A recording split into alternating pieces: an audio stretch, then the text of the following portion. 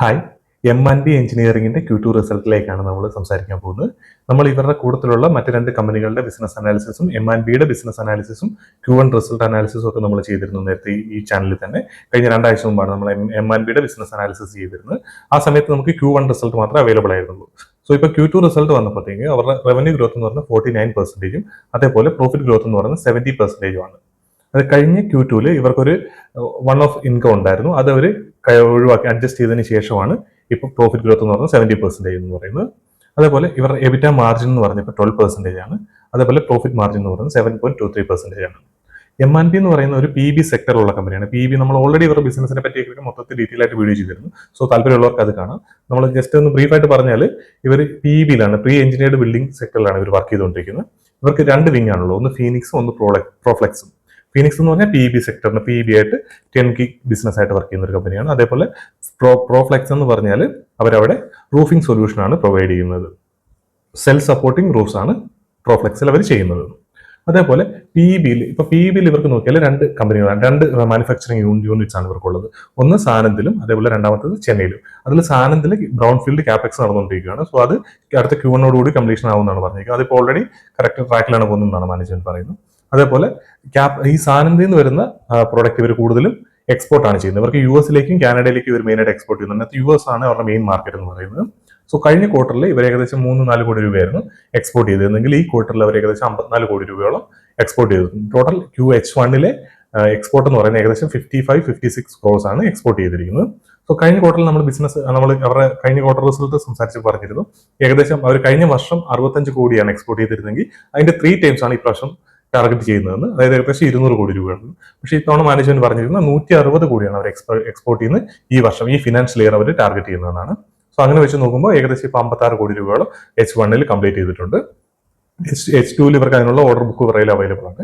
കഴിഞ്ഞ Q1 റിസൾട്ടിന്റെ സമയത്ത് ഏകദേശം 830 കോടി രൂപയോളായിരുന്നു അവരുടെ, 834 കോടി രൂപയായിരുന്നു തോന്നുന്നു അവരുടെ ഓർഡർ ബുക്ക് ഉണ്ടായിരുന്നു. ഇപ്പോൾ അത് 930 കോടി രൂപയാണ് ഓർഡർ ബുക്ക് ആയിട്ടുള്ളത്. ആ സമയത്ത് മാനേജ്മെന്റ് പറഞ്ഞിരുന്ന ഒരു കാര്യമാണ്, എല്ലാ മാസവും ഒരു ആവറേജ് 100 കോടി വെച്ചിട്ട് ഉള്ള ഓർഡർ ബുക്ക് എല്ലാ മാസം വരെ ജനറേറ്റ് ചെയ്യാറുണ്ടെന്നാണ്. സോ അത് വെച്ച് നോക്കിയാൽ ഈ Q2 അവർ ഏകദേശം 394 കോടി, അതായത് 400 കോടി രൂപ അടുത്തുള്ള ഓർഡർ ബുക്ക് അവർ ഈ Q2 മാത്രം അവർക്ക് കിട്ടിയിട്ടുണ്ട്. സോ 100 കോടിക്ക് മുകളിൽ 130-140 കോടിയോളം ആവറേജ് അവരൊരു മന്ത്ലി ഓർഡേഴ്സ് അവർക്ക് കിട്ടുന്നുണ്ട്. അതേപോലെ ഈ 930 കോടിയിൽ ഏകദേശം 700 കോടിയോളം ഇവർക്ക് ഫീനിക്സിലാണ്, അത് PB സെക്ടറിൽ ഫീനിക്സിലേക്കുള്ള ഓർഡേഴ്സ് ആണ്. അതേപോലെ പ്രോഫ്ലെക്സിലേക്ക് 227 കോടിയാണ് ഉള്ളത്.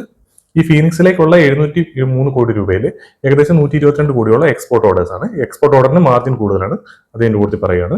അതേപോലെ ഇത് സെപ്റ്റംബർ 30 വരെയുള്ള കഴിഞ്ഞ ക്വാർട്ടർ തീരുമ്പോൾ വരെയുള്ള ഓർഡർ ബുക്കാണ്. അതിനുശേഷം ഒക്ടോബർ, പിന്നെ അതേപോലെ ഈ നവംബറിന്റെ ആദ്യത്തെ ആഴ്ച കൊണ്ട് തന്നെ ഇവർക്ക് ഏകദേശം 200 കോടി രൂപയ്ക്ക് മുകളിലുള്ള ഒരു US ഒരു എക്സ്പോർട്ട് ഓർഡർ കിട്ടിയിട്ടുണ്ട്. അതേപോലെ ഡൊമസ്റ്റിക് ഇന്ത്യൻ മാർക്കറ്റിൽ നിന്ന് ഏകദേശം 98 കോടി രൂപയുടെ ഓർഡർ ബുക്ക് കിട്ടിയിട്ടുണ്ട്.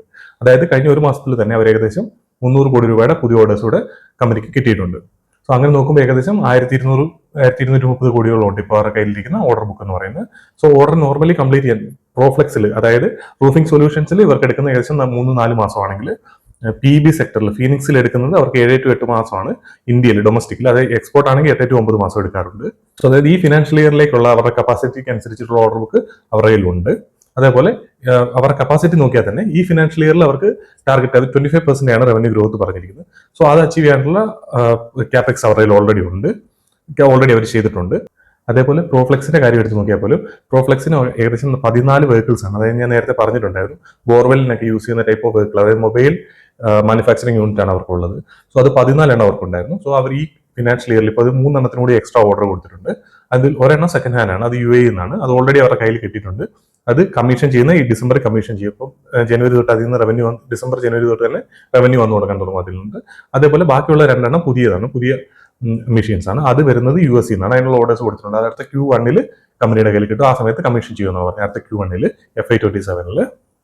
അതേപോലെ ഈ സാനന്ദിലെ പ്ലാന്റ് ഞാൻ നേരത്തെ പറഞ്ഞിരുന്നു Q1 കംപ്ലീറ്റ് ആവും. അതിനുശേഷം ഇവർ ചെയ്യാറിലെ പ്ലാന്റിലും ഏകദേശം 20,000 മെട്രിക് ടണ്ണിന്റെ കപ്പാസിറ്റി അഡീഷൻ ചെയ്യുന്നുണ്ട്. സോ ഓൾറെഡി ഇപ്പോൾ 1 lakh മെട്രിക് ടണ്ണിന്റെ കപ്പാസിറ്റി ഉണ്ടെങ്കിൽ അത് അടുത്ത Q1 ആകുമ്പോൾ 120 ആവും. അതേപോലെ അതിനുശേഷം നെക്സ്റ്റ് ഇയർ ഫിനാൻഷ്യൽ ഇയർ 28 അത് 140 ആക്കാനായിട്ട്, 140 to 1 ആ ഒരു റേഞ്ചിലേക്ക് എത്തിക്കാനായിട്ടാണ് കമ്പനി ട്രൈ ചെയ്യുന്നത്. അതായത് ഈ ഫിനാൻഷ്യൽ ഇയറും അടുത്ത ഫിനാൻഷ്യൽ ഇയറിലും കമ്പനിക്ക് വർക്ക് ചെയ്യാനുള്ള അവൈലബിൾ ആയിട്ടുള്ള അവർക്ക് കാപെക്സ് അവർ ഓൾറെഡി ചെയ്തിട്ടുണ്ട്. പിന്നീട് പറയാനുള്ളത് ഇവരുടെ വർക്കിംഗ് ക്യാപിറ്റൽ ഡേയ്സ് 79 ആയിട്ടുണ്ട്. അത് കഴിഞ്ഞ ക്വാർട്ടറിൽ നിന്ന് വെച്ച് കമ്പയർ ചെയ്യുമ്പോൾ കുറച്ച് കൂടുതലാണ്. മാനേജ്മെന്റ് പറയുന്നത് 55 to 60 ആണ് ഇവർ ട്രൈ ചെയ്യുന്നത്. സോ അതും കുറച്ച് കൂടുതലാണെങ്കിലും അവരതാണ് ട്രൈ ആക്കാനായിട്ട് ശ്രമിച്ചുകൊണ്ടിരിക്കുന്നത് വർക്കിംഗ് ക്യാപിറ്റൽ ഡേയ്സ്. അതേപോലെ നമ്മൾ കഴിഞ്ഞ ക്വാർട്ടർ റിസൾട്ടും ഇവരുടെ ബിസിനസ് അനാലിസിസും ചെയ്തപ്പോൾ നമ്മൾ പറഞ്ഞു ഇവരുടെ മെയിൻ ഹൈലൈറ്റ് ആയിട്ട് മാനേജ്മെന്റ് പറഞ്ഞുകൊണ്ടിരുന്നത് ഇവരുടെ മാർജിൻസ് ആണ്. ഇവർ കോമ്പറ്റീറ്റേഴ്സിനെ നോക്കി കഴിഞ്ഞാൽ 10 to 11% ആണ് അവരുടെ ടാർഗറ്റ് എന്ന് പറയുന്നത് മാർജിൻസ്, എബിറ്റ മാർജിൻ ടാർഗറ്റ്. കമ്പനിക്ക് കഴിഞ്ഞ ക്വാർട്ടറിൽ അത് 14% ഉണ്ടായിരുന്നു. അത് അവർക്ക് മെയിൻ ആയിട്ട് കിട്ടുന്നത് എന്തുകൊണ്ടാണെന്ന് വെച്ചാൽ അവർക്ക് എക്സ്പോർട്ട് ചെയ്യുമ്പോഴത്തേന് 20% മുകളിലാണ് അവർക്ക് US നിന്നുള്ള എക്സ്പോർട്ട് ചെയ്യുന്നുള്ള മാർജിൻസ്, എബിറ്റ മാർജിൻ കിട്ടുന്നത്. അത് ഇന്ത്യയിലാണെങ്കിൽ അവർക്ക് 10 to 11% തന്നെയാണ് ഇന്ത്യയിലെ ഡൊമസ്റ്റിക് ബിസിനസ്സിൽ നിന്നുള്ള മാർജിൻസ്. പക്ഷേ കഴിഞ്ഞ ക്വാർട്ടറിൽ നിന്ന് ഈ ക്വാർട്ടറിലേക്ക് വരുമ്പോഴത്തേക്ക് ഇവരുടെ മാർജിൻസ് കുറഞ്ഞിട്ടുണ്ട്. 14% മുകളിൽ കഴിഞ്ഞ ക്വാർട്ടറിൽ ഉണ്ടായിരുന്ന എബിറ്റ മാർജിൻസ് 12% ആയിട്ട് കുറഞ്ഞിട്ടുണ്ട്. അതേപോലെ മാനേജ്മെന്റ് ഇനി ഫ്യൂച്ചറിലേക്ക്, അതായത് H2 ഗൈഡ് ചെയ്യുന്ന ഫുൾ ഫിനാൻഷ്യൽ ഇയറിലേക്ക് ഗൈഡ് ചെയ്യുന്ന അവർ 13% ആണ് ഈ എബിറ്റ മാർജിൻസ് ആയിട്ട്. അതിന്റെ റീസൺ എന്താണെന്ന് വെച്ചാൽ ഇവരുടെ എക്സ്പോർട്ടിൽ ഇവർക്ക് താരിഫിന്റെ ഒരു ഇഷ്യൂ വന്നിട്ടുണ്ട്. ഓൾറെഡി കഴിഞ്ഞ ക്വാർട്ടറിൽ അവർ ഡിസ്കസ് ചെയ്തിരുന്നു താരിഫിന്റെ ഇഷ്യൂ അവർക്ക് അഫക്ട് ചെയ്യില്ല എന്നാണ് പറയുന്നത്. പക്ഷേ ഈ ക്വാർട്ടർ ആയപ്പോഴത്തേക്ക് അവർ പറയുന്നത് എന്താണെന്ന് വെച്ചാൽ കഴിഞ്ഞ ഫെബ്രുവരിയിലും മെയ്യിലുമായിട്ട് 2 താരിഫ് വന്ന സമയത്ത്, അതായത് സെക്ടോറിയൽ താരിഫ് വന്ന സമയത്ത് 25%, പിന്നീട് മെയ്യിൽ വീണ്ടും 25%.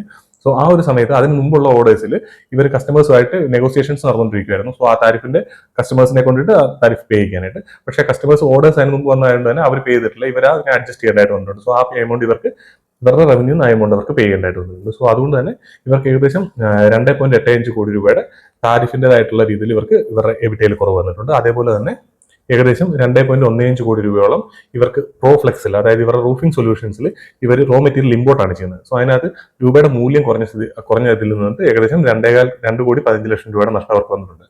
ഏകദേശം 5 കോടി രൂപയോളം ആ രീതിയിൽ ഇവർക്ക് എബിറ്റയിൽ കുറവ് വന്നിട്ടുണ്ട്. അതുകൊണ്ടാണ് ഇവരുടെ മാർജിൻസ് കുറഞ്ഞതെന്നാണ് മാനേജ്മെന്റ് പറയുന്നത്. ആ സാഹചര്യങ്ങളൊക്കെ നോക്കിയാൽ ആ സാഹചര്യങ്ങളൊക്കെ എപ്പോഴും അതുപോലെ തന്നെ നിൽക്കുകയാണ്. സോ അതുകൊണ്ട് തന്നെ ഇനി H2 ഏകദേശം ഇതേ രീതിയിലുള്ള മാർജിൻസ് തന്നെയാണ് മാനേജ്മെന്റ് ഗൈഡ് ചെയ്യുന്നത്. സോ അതൊരു ഡിസപ്പോയിന്റിംഗ് ആയിട്ടുള്ള ഫാക്ടാണ്. അവർ കഴിഞ്ഞ വർഷം 14 പറഞ്ഞിരുന്നു, അതുപോലെ തന്നെ മാർജിൻസ് കൂടുതലായിട്ട് എക്സ്പാൻഡ് ചെയ്യുമെന്നാണ് പറഞ്ഞിരുന്നത്. സോ അതിൽ നിന്ന് ഇപ്പോൾ നോക്കുമ്പോഴത്തേന് കുറച്ച് നെഗറ്റീവ് ആയിട്ടാണ് അത് ഫീൽ ചെയ്യുന്നത്. സോ അതാണ് മാർജിൻസിനെ പറ്റിയിട്ട് പറയാനായിട്ടുള്ളത്. അതേപോലെ കമ്പനിയുടെ ഗൈഡൻസ് എന്ന് പറഞ്ഞാൽ 25% ടോപ്പ് ലൈനിൽ റവന്യൂ ഗ്രോത്ത് പറയുന്നത്. സോ അതിൽ 1225 to 1250 കോടി എന്നാണ് മാനേജ്മെന്റ് ഫിഗർ ആയിട്ട് തന്നെ പറയുന്നത്. സോ അത് നോക്കിക്കഴിഞ്ഞാൽ ഇപ്പൊ ഏകദേശം അതിന് 57% H1 ഗ്രോ ചെയ്തിട്ടുണ്ട്. സോ ആ രീതിയിൽ വെച്ച് നോക്കുമ്പോൾ കഴിഞ്ഞ H2 640 കോടി രൂപകളായിരുന്നു അവർക്ക് റവന്യൂ ഉണ്ടായിരുന്നത്. അതിൽ നിന്നിട്ട് ഈ ടാർഗറ്റ് അച്ചീവ് ചെയ്യാനായിട്ട് ഈ H2 ഇവർക്ക് ഇനി 700 കോടി രൂപയും കൂടെ അച്ചീവ് ചെയ്താൽ മതി ടോപ്പ് ലൈനിൽ. അത് നോക്കുമ്പോഴേക്കും ഇവരുടെ ടോപ്പ് ലൈൻ ഗ്രോത്ത് എന്ന് പറയുന്നത് 10% അടുത്ത് മാത്രമേ വരുന്നുള്ളൂ. ഈ ക്വാർട്ടറിൽ മാനേജ്മെന്റ് ഗൈഡൻസ് ഒന്നും ചേഞ്ച് ചെയ്തിട്ടില്ല. പക്ഷേ ഒരുപക്ഷെ അടുത്ത ക്വാർട്ടറിൽ കമ്പനി ഒരു 30-40% മുകളിൽ പെർഫോം ചെയ്യുകയാണെന്നുണ്ടെങ്കിൽ മാനേജ്മെന്റ് ഗൈഡൻസ് ടാർഗറ്റ് കൂട്ടി തരാനുള്ള ചാൻസ് ഉണ്ട്. സോ അത് ഒരു നല്ല ഒരു ഇമ്പ്രൂവ്മെന്റ് ആയിരിക്കും. അത് പക്ഷേ എല്ലാവരും എക്സ്പെക്ട് ചെയ്യുന്നത് തന്നെയാണ്. സോ അതുകൊണ്ട് തന്നെ നല്ല രീതിയിലുള്ള റവന്യൂ ഗ്രോത്ത് വന്നില്ല. അത് ഇവരിപ്പോൾ ടോപ്പ് ലൈൻ 25% മാത്രമാണ് വരുന്നതെന്നുണ്ടെങ്കിൽ ഒരു നെഗറ്റീവായിട്ട് വേണമെങ്കിൽ വരാൻ സാധ്യതയുണ്ട് കമ്പനിക്ക് ഫ്യൂച്ചറിൽ. സോ നമ്മൾ ഈ 25% റവന്യൂ ഗ്രോത്തും, അതായത് 1225 to 1250 റവന്യൂ ഗ്രോത്തും, അതേപോലെ എബിറ്റ മാർജിൻസ് 13%, അതേപോലെ പാറ്റ് മാർജിന് ഏകദേശം ഇപ്പോൾ ഉള്ളത് അവർക്ക് കഴിഞ്ഞ ക്വാർട്ടറിൽ 7.55 ആയിരുന്നു, ഇപ്പോൾ അത് 7.23 ആണ്. സോ ഓവറോൾ നമുക്ക് H1 7.37 ഉണ്ട്. നമുക്കൊരു 7.3 എടുത്താൽ പോലും ഇവർക്ക് അന്നേരം, അതായത് അടുത്ത ഈ ഫിനാൻഷ്യൽ ഇയർ എൻഡിൽ ഇവരുടെ പാറ്റ് എന്ന് പറയുന്നത് ഏകദേശം 91 crores ആണ് വരാൻ സാധ്യതയുള്ളത്. സോ ഈ ഒരു ടാർഗറ്റ് കമ്പനി അച്ചീവ് ചെയ്യുകയാണെന്നുണ്ടെങ്കിൽ നമുക്ക് അഗ്രസീവായിട്ട് എടുക്കേണ്ട ആവശ്യമില്ല, കൺസർവേറ്റീവ് ആയിട്ട് എടുക്കുന്നതാണ് എപ്പോഴും നല്ലത്. സോ അത് നോക്കുമ്പോൾ 91 കോടി രൂപ അവർ റവന്യൂ ജനറേറ്റ് ചെയ്താൽ ഇപ്പോഴത്തെ കമ്പനിയുടെ മാർക്കറ്റ് ക്യാപ്പിൽ അവരുടെ ഫോർവേഡ് പി എന്ന് പറയുന്നത് ഏകദേശം 28 ആണ് വരുന്നത്. കഴിഞ്ഞ Q1 റിസൾട്ടിന്റെ സമയത്ത് ഫോർവേഡ് പി കുറച്ചുകൂടെ താഴേക്കാണ് വന്നിരുന്നത്. സോ ഇപ്പോൾ അത് 28 നിൽക്കുന്നത്. അത് അടുത്ത ക്വാർട്ടറിൽ ഇവരുടെ പെർഫോമൻസിനോട് അനുസരിച്ചിരിക്കും കമ്പനിയുടെ മൊത്തത്തിലുള്ള ആ ഒരു ബിസിനസ്സിലുള്ള ബെറ്റ് എന്ന് പറയുന്നത് നല്ലതാണോ അല്ലോ എന്ന് നമുക്ക് ഡിസൈഡ് ചെയ്യാനായിട്ട്. സോ അടുത്ത ക്വാർട്ടറിൽ ഉള്ളതെന്ന് വെച്ചാൽ കഴിഞ്ഞ Q3 ഇവർക്ക് കുറച്ച് നല്ല രീതിയിൽ ഗ്രോത്ത് വന്നിട്ടുണ്ട്. അതായത് ഇവരുടെ ചെന്നൈ പ്ലാന്റ് കഴിഞ്ഞ Q3 ഇവർക്ക് വർക്ക് ചെയ്യാൻ സ്റ്റാർട്ട് ചെയ്തിരുന്നത്. സോ അതുകൊണ്ട് തന്നെ ഈ Q3 റിസൾട്ട് വളരെ ഇമ്പോർട്ടന്റ് ആണ്. ഇവർക്ക് ഈ ഒരു ഗ്രോത്ത് മെയിൻറ്റെയിൻ ചെയ്യാൻ പറ്റും എന്നുള്ള കാര്യം നമുക്ക് അറിയാൻ പറ്റും. പക്ഷെ മൊത്തത്തിൽ നമ്മൾ നോക്കുമ്പോഴത്തേന് കഴിഞ്ഞ Q1 കണ്ട റിസൾട്ടിന് അത്ര നല്ല റിസൾട്ടായിട്ട് ഈ റിസൾട്ട് ഫീൽ ചെയ്യുന്നില്ല. പക്ഷെ ഇപ്പോഴും ഇപാക്ക് തന്നെയാണ് ഈ ഒരു സെക്ടറിൽ ലീഡ് ചെയ്തുകൊണ്ടിരിക്കുന്നത്.